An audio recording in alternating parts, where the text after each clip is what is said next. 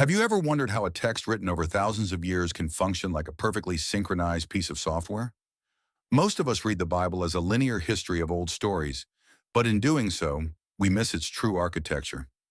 It's actually a recursive system, a massive web of hyperlinks where the end is already embedded in the beginning.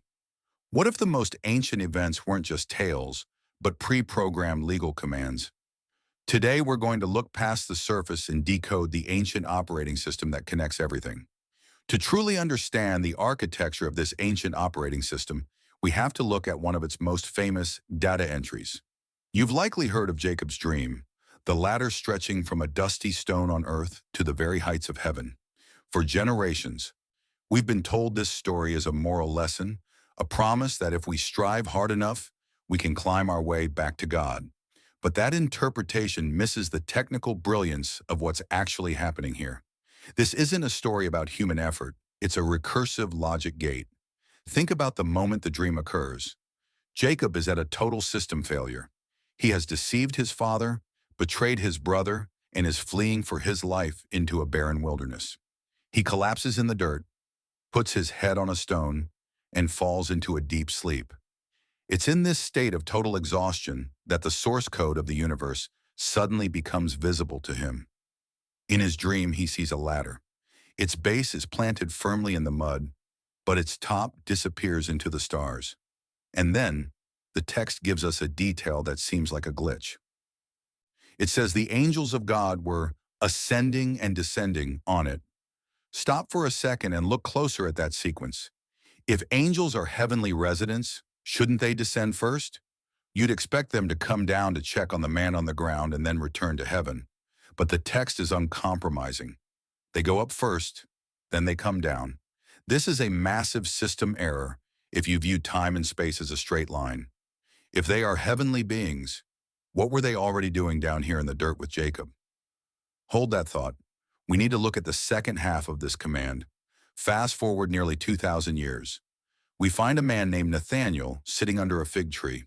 He is a skeptic, a man of logic who doesn't believe that anything significant could come from a backwater town like Nazareth. But when he meets Jesus, something impossible happens. Jesus looks at him and describes exactly where he was and what he was thinking moments before they even met. Nathanael is stunned. His skepticism crashes. He realizes he's standing in front of something, or someone, who exists outside the normal flow of information. And that's when Jesus delivers the final line of the code. He says to Nathanael, "Truly, truly, I say to you, you will see heaven opened and the angels of God ascending and descending on the Son of Man." Do you see the pattern? It's a perfect copy of the data from Jacob's dream. The same sequence, ascending, then descending. But Jesus replaces the latter with himself. He is telling Nathanael, and us, that the ladder Jacob saw wasn't an object made of wood or stone. It was a person.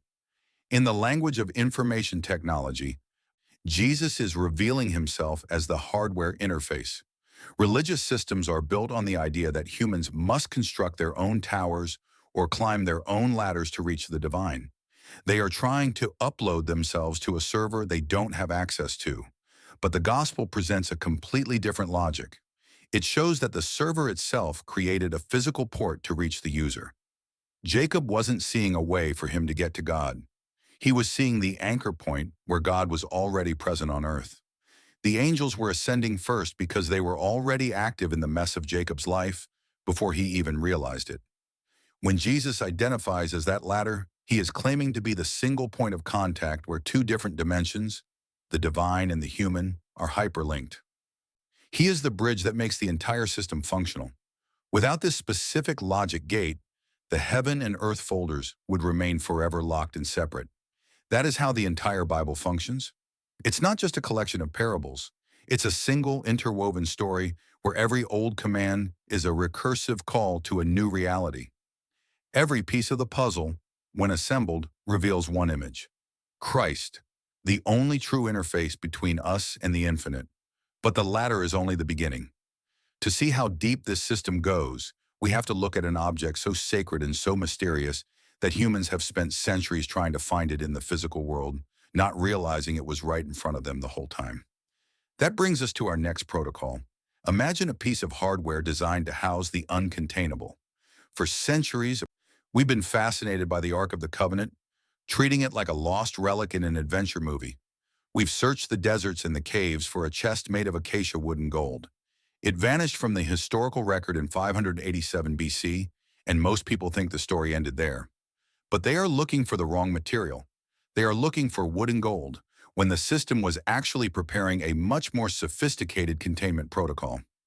To understand this, we have to stop looking at the Ark as a religious object and start looking at it as a storage device for the divine presence. In the ancient world, where the Ark was, the presence was. It was the physical interface between heaven and earth. But the Bible reveals that this hardware was always intended to be temporary. 1,000 years after King David brought the Ark to Jerusalem, a new log entry was recorded.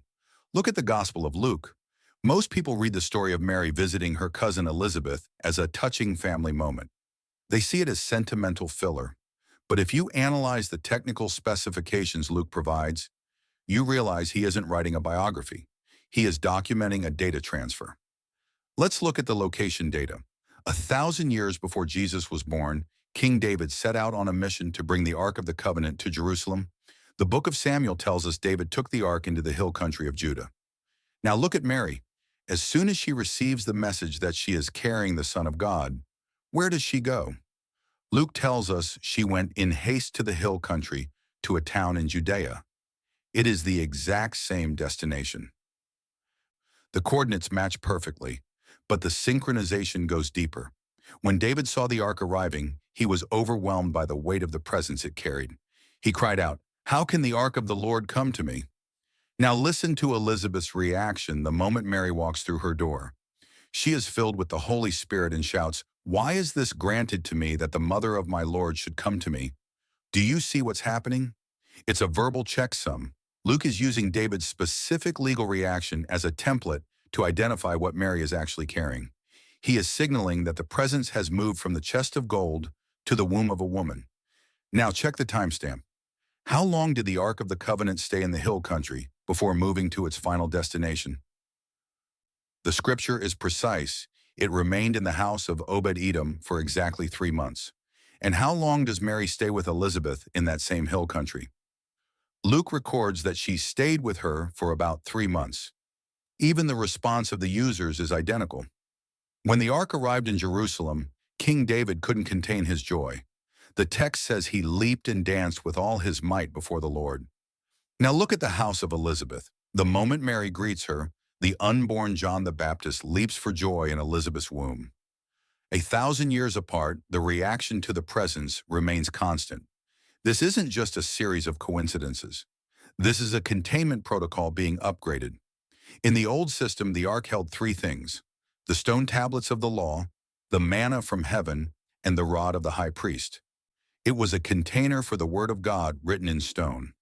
In the new system, Mary becomes the living Ark. She isn't carrying cold stone. She is carrying the word made flesh. She isn't carrying manna that spoils. She is carrying the true bread of life. She isn't carrying a wooden rod. She is carrying the eternal high priest. The hardware changed from wood and gold to biological tissue, but the data, the presence of God, remained the same. This is what the Bible calls overshadowing. When the angel tells Mary that the power of the Most High will overshadow her, he uses the exact same Greek word used in the book of Exodus to describe the cloud of glory covering the tabernacle where the ark rested. The presence didn't just move, it integrated into the human experience. The word was no longer stored on an external device. It was being reloaded into a new living interface. You see, the most sought-after sacred object in history was never truly lost. It was simply transformed from an object into an entity. But if the containment protocol was being upgraded, the legal requirements for this presence were also becoming much more complex. The system wasn't just dealing with storage anymore. It was dealing with a bloodline. To understand how this presence could legally enter the human world, we have to look at a strategic plan that was set in motion centuries before, hidden in the DNA of a king and a priest. That is the next level of the code. Imagine a legal system designed with a total separation of powers, a constitutional wall so thick that crossing it was a capital offense. In ancient Israel, Your destiny was written in your DNA before you took your first breath. If you were born into the tribe of Judah, the throne was your inheritance, but you were strictly forbidden from touching the sacred altar. If you were born into the tribe of Levi, you held the keys to the temple, but the crown was forever out of reach. To blend these two offices was more than just a crime, it was considered an act of war against the divine order. You see this tension play out in the history books. When King Uzziah, a powerful ruler from the line of Judah, tried to enter the temple to burn incense, a task reserved only for priests, the system reacted violently. He was struck with leprosy on the spot and exiled until the day he died. The message was clear. The king and the priest must remain separate. But this created a massive legal loophole in the plan of salvation. For the Messiah to truly rescue humanity, he had to be both. He needed the authority of a king to rule the nations and the blood of a priest to atone for sin. If the law forbade this union, how could Jesus Christ legitimately hold both titles? Most people think this was a spiritual workaround, a divine exception to the rules. But when you analyze the data from an anthropological and genetic perspective, you realize something much more calculated was happening. It wasn't a workaround. It was a genetic hybridization project that spanned 40 generations. Let's look at the hidden variables in the PHCE that most scholars overlook. To find the source code, we have to go back to the very moment the priesthood was established. Aaron was the first high priest, the founder of the Levite line. But look at his marriage certificate. The book of Exodus tells us that Aaron married a woman named Elisheba. Now look at her lineage. Elisheba wasn't a Levite. She was the daughter of Amminadab, a prince and a leader of the tribe of Judah. Do you see the maneuver? On the very first day the Aaronic priesthood was activated, the DNA of the kings was already being injected into the bloodline of the priests. The system wasn't pure in the way we imagine. It was being strategically braided from the start. Now move forward to another pivotal intersection, the field of Boaz. We often treat the story of Ruth as a simple romance, but in the court of the universe, it was a high-stakes legal transaction. Boaz, a wealthy man from the tribe of Judah, married Ruth, a foreigner. This union produced Jesse, who produced David. But as the generations rolled on, the Judah line and the Levi line didn't just exist side by side. They were constantly intermarrying, creating a network of biological hyperlinks. By the time we reached the New Testament, the separation of powers was still a legal reality on the surface. But underneath, in the marrow of the bone, the two lines had become one. Jesus Christ didn't just appear out of nowhere. He was the convergence point of thousands of years of calculated births and strategic unions. This is what we call the Nichli Dong Mao. Jesus was born into the tribe of Judah, giving him the legal right to the throne of David. But because of this ancient genetic weaving, he also carried the biological master key that connected him to the priesthood. He didn't break the law to become our priest. He fulfilled the physical requirements that had been written into the Hebrew DNA centuries before he was born.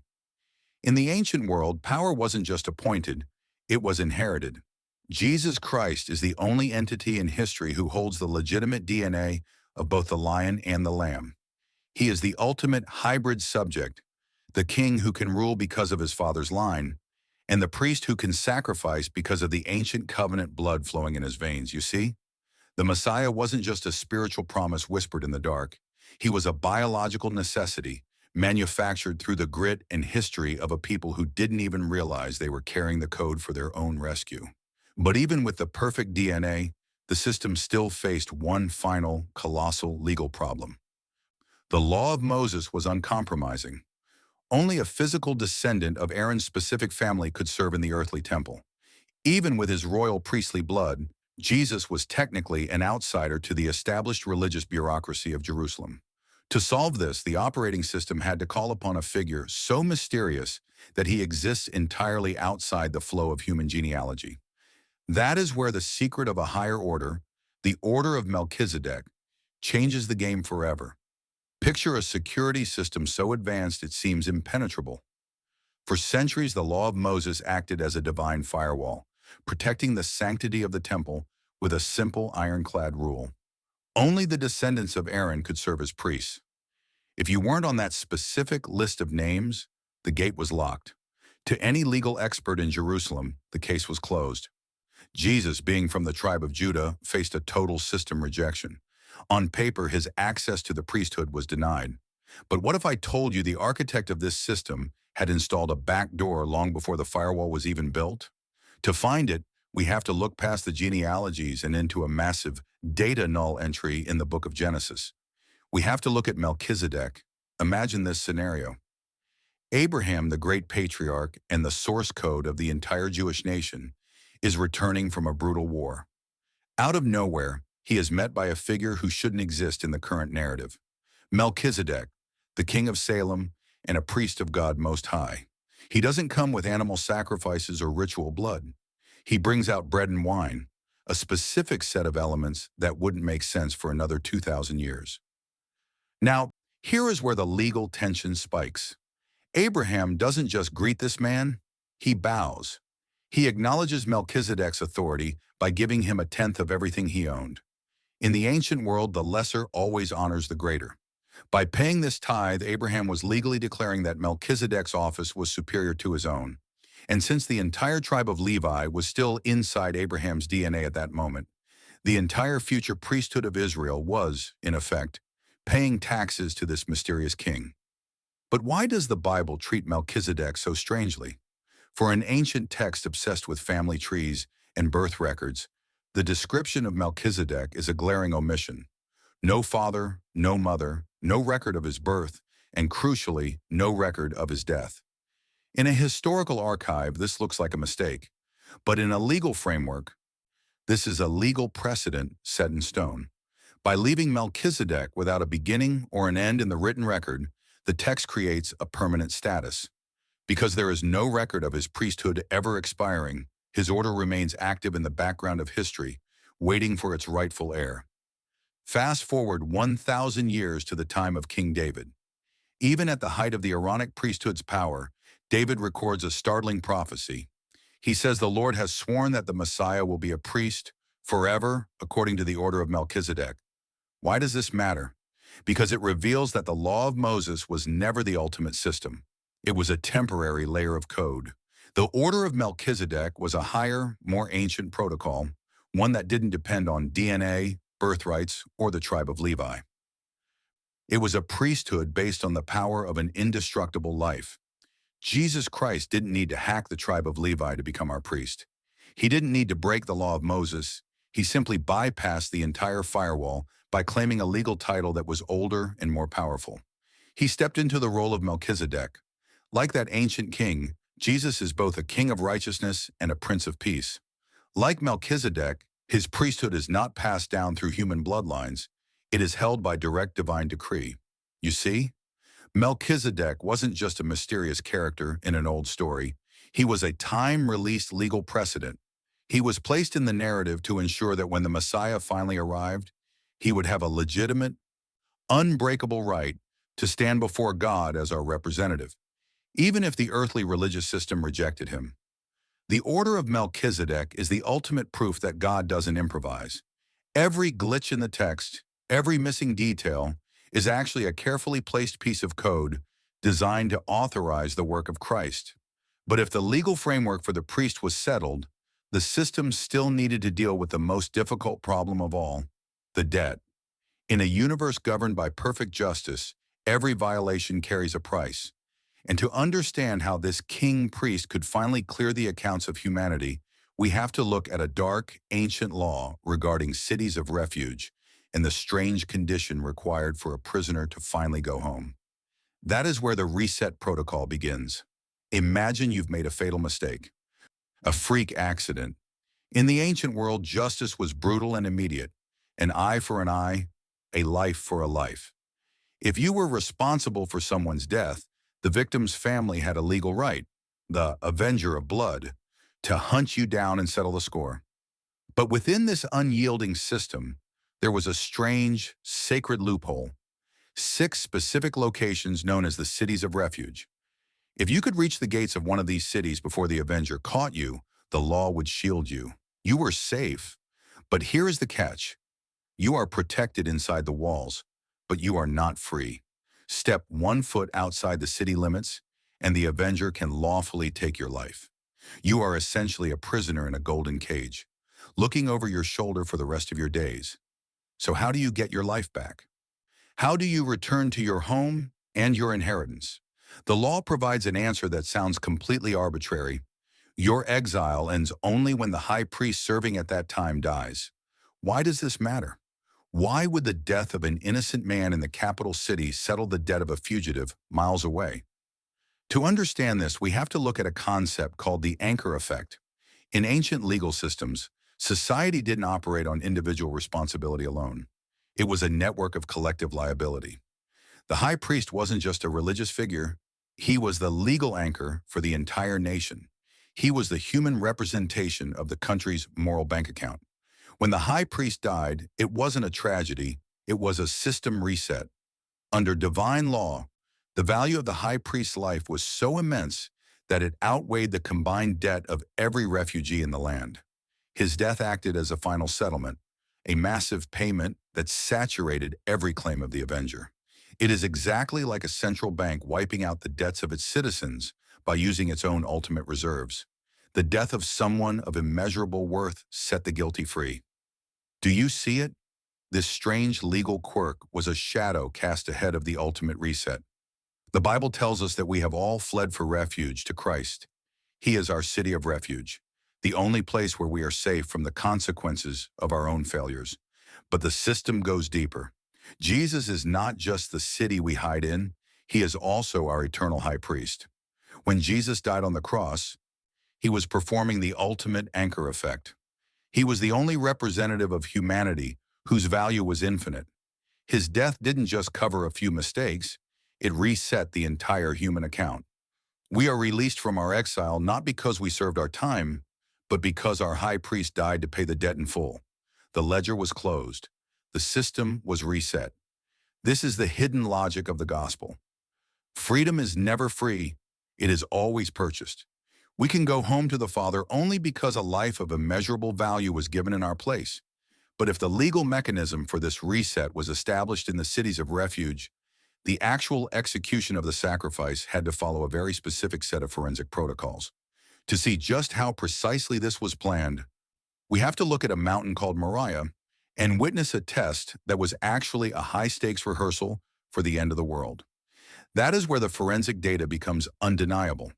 Imagine you are reviewing the technical specifications for a high-stakes implementation. A pilot study conducted 4,000 years ago to ensure a future system would function without a single error. Most people look at the story of Abraham and Isaac on Mount Moriah as a test of a father's devotion. They see a wrenching drama of faith. But if we analyze the forensic data of this event, we discover something much more calculated. We find a trial-run acceptance test, a meticulously documented rehearsal where every parameter was calibrated to match a final execution that wouldn't take place for another 2 millennia. Let's look at the specific coordinates. Why did God command Abraham to travel 3 days into the wilderness to a very specific mountain range? He didn't just say, "Find a high place." He pointed to Moriah. This wasn't a random geographic choice. It was a site selection for the ultimate protocol. Forensic geography reveals that the ridge where Abraham bound his son is the exact same mountain range where, centuries later, the city of Jerusalem would rise. The altar of the trial run and the site of the final execution occupied the same physical space on the map. Now let's audit the hidden variables in the personnel file. For centuries, Sunday school illustrations have shown Isaac as a small, helpless child, but the forensic data suggests otherwise. According to many scholars and ancient traditions, Isaac was approximately 33 years old at the time of this event, the prime of his strength. This is a critical specification. It matches the exact age Jesus would be when he reached his own moment of sacrifice. Isaac wasn't a victim being dragged to an altar. He was a man in full possession of his power who chose to submit to the protocol. Look at the loading protocol. Abraham carries the fire and the knife, the instruments of judgment. But look at what is placed on Isaac. The text says the father took the wood for the burnt offering and laid it on his son's shoulders. Isaac climbs the ridge of Moriah bearing the very timber that is intended to consume him. Fast forward 2,000 years. Another son, the only begotten son, climbs a hill in that same mountain range. He too is 33 years old, and he too is bearing the wood for his own sacrifice, the timber of the cross. The forensic synchronization is 1.1. The trial run was perfectly mirroring the future reality. But then, the system encounters a stay of execution. Just as Abraham raises the knife, a voice interrupts the process. The trial run is halted. Abraham looks up and sees a ram caught by its horns in a thicket. This is a fascinating data point. Most people see the ram as a happy ending, a simple rescue. But in the logic of this system, the ram was a temporary substitute, a placeholder or a proxy. Why does this matter? Because a ram is not a lamb. Abraham had told Isaac, God himself will provide the lamb. Yet what appeared was a ram. The system accepted a substitute to keep the protocol from breaking, but the final version was still pending. The ram was a temporary patch to allow Isaac to walk down the mountain alive, while the real debt was carried forward to a future date. But here is the twist. In the trial run on Moriah, the knife was stopped. The father received his son back. The system allowed for a proxy, but 2,000 years later, when the official version was executed on that same ridge, there was no voice from heaven to stop the process. There was no ram in the thicket. Why? Because Jesus was the lamb that Abraham had prophesied about. He was the final implementation. This time, the instruments of death were not held back. The protocol was carried out to its absolute conclusion. Do you see it? The story of Abraham and Isaac wasn't just a test of one man's heart. It was a data verification process. It was God proving that he would never ask a human to do something that he himself was unwilling to do. Isaac came down from the mountain because a substitute died in his place. We are able to walk free because the official version was completed by the son who didn't come down. Every parameter, from the location to the age to the wood on the shoulders, was verified in the pilot study to ensure that when the final day came, the world would recognize the lamb. But the plan wasn't just about a single sacrifice on a mountain. To see the full scale of this operating system, we have to look at how it manages entire populations. We have to look at a tower that tried to reach the heavens at a moment where the entire human language was reset. That is where we see the transition from individual protocols to global control. Imagine a world where every single mind is forced into the exact same mold. We've been told that the Tower of Babel was a punishment for an ambitious construction project, but that's a surface-level read. The tower wasn't the target. The hive mind was. In the ancient world, bricks were the first mass-produced technology. Unlike stones, which are unique and jagged, bricks are identical. By building with bricks, the people of Babel were creating a society of uniformity. They wanted to erase individual identity to build a monument to their own collective glory. They weren't just stacking clay. They were turning people into identical, replaceable units. It was the first attempt at a centralized, globalist empire where no one was allowed to be different. God's intervention wasn't a cruel act of confusion. It was a security override. By multiplying their languages, he wasn't just stopping a building, he was preserving the diversity of the human soul. He shattered the hive mind to save the individual. Fast forward 2,000 years to a crowded room in Jerusalem. It is the Feast of Pentecost. Suddenly, a sound like a hurricane-force whine fills the house.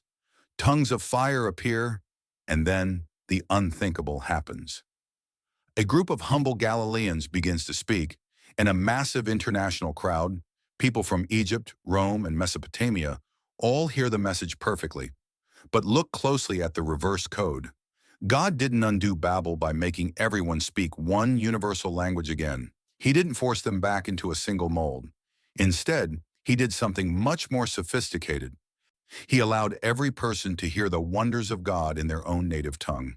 He created unity without uniformity. Why does this matter today? Because we are currently witnessing the rise of Babel 2.0. Through algorithms and artificial intelligence, we are being pushed back toward a digital hive mind. We are being fed the same data, trained on the same models, and encouraged to think in the same prepackaged patterns. We are being turned into bricks once again, losing our unique stone edges to fit into a global digital tower. The protocol of Pentecost is the only antidote to the hive mind of our age. It shows that true connection doesn't require us to lose our identity or our language. It shows that the architect of the universe values the individual voice over the collective noise. The many languages of the world aren't a curse. They are a protection against tyranny. Do you see? The scattered nations were never a mistake. They were a design feature to ensure that no single human power could ever control the entire race again. But even with the languages settled, the system still needed to deal with the most fundamental laws of nature and the materials used to build its greatest vessels of survival. To understand the chemistry of salvation, we have to look at a sticky black substance used on a massive wooden ship and a bronze statue of a predator. That is where the technical specifications of our rescue are revealed. Imagine you are reviewing the chemical composition of the most famous survival vessel in history. When God gave Noah the blueprints for the ark, he included a very specific instruction: coat the structure inside and out with pitch. On the surface, this looks like simple carpentry, waterproofing a wooden hull to keep the ocean out. But if we look at the hidden variables in the original Hebrew text, we find a linguistic code that changes the entire nature of the story. The Hebrew word for this pitch is kopher. This is the only time in the entire Bible that kopher is translated as pitch or tar. Everywhere else in the Old Testament, this exact same word is rendered as atonement, ransom, or the price of a life. In fact, it's the same linguistic root we find in Yom Kippur, the Day of Atonement. Why does this matter? Because it reveals that the ark wasn't just sealed with a physical substance. It was legally covered by a ransom. In a technical sense, the kopher acted as a divine insulator. Outside the vessel, the waters of judgment were crashing down, destroying everything in their path. But inside, the passengers were safe because they were separated from that judgment by a covering of atonement. The wood didn't save them. The kopher did. It was the barrier that kept death from seeping into the environment of life. Do you see it? This is the chemistry of salvation. Long before the first sacrifice was ever offered in a temple, the operating system was already demonstrating that survival requires a specific type of insulation. A covering that pays the debt of the environment outside so those inside can remain dry and secure. But this technical protocol takes an even stranger turn centuries later in the wilderness with Moses. Imagine the scene. The camp is infested with venomous snakes. People are dying. They cry out for a remedy, and God's answer is, at first glance, completely illogical. He tells Moses to craft a bronze serpent and lift it up on a pole. Think about the system conflict here. One of the 10 Commandments explicitly forbids making images or graven things. And yet God commands the creation of a statue representing the very creature that brought the curse in the first place. Why use the image of the enemy to save the people? The answer lies in the forensic neutralization of the toxin. By casting the serpent in bronze and fixing it to a pole, Moses was performing a public act of judgment. In biblical symbolism, bronze represents judgment. By lifting that bronze snake high above the camp, God was showing the people an image of the poison that was killing them, but an image that had been judged and neutralized. It was a legal demonstration. The predator had been captured, cast in metal, and rendered powerless. The instruction was simple: look and live. To be saved, the Israelites didn't have to brew an antidote or fight the snakes. They only had to fix their gaze on the image of the curse being publicly defeated. Fast forward 1,400 years to a dark night in Jerusalem. Jesus is talking to a teacher named Nicodemus, and he brings up this exact event. He says, just as Moses lifted up the serpent in the wilderness, so must the Son of Man be lifted up. But here is the twist. Jesus, the spotless Lamb, was identifying himself with that bronze serpent. He was revealing the reverse code of the cross. On the cross, Jesus wasn't just a martyr. He was becoming the embodiment of our curse. He was taking the poison of the human condition, our sin, our failures, our death, and absorbing it into his own body. When he was lifted up, he was like that bronze serpent, the image of what was killing us, publicly judged and defeated. He neutralized the toxin by taking it all upon himself. This is a forensic exchange. When we look to him in faith, God no longer sees the poison in our veins. He sees the perfect payment Christ made to satisfy the law.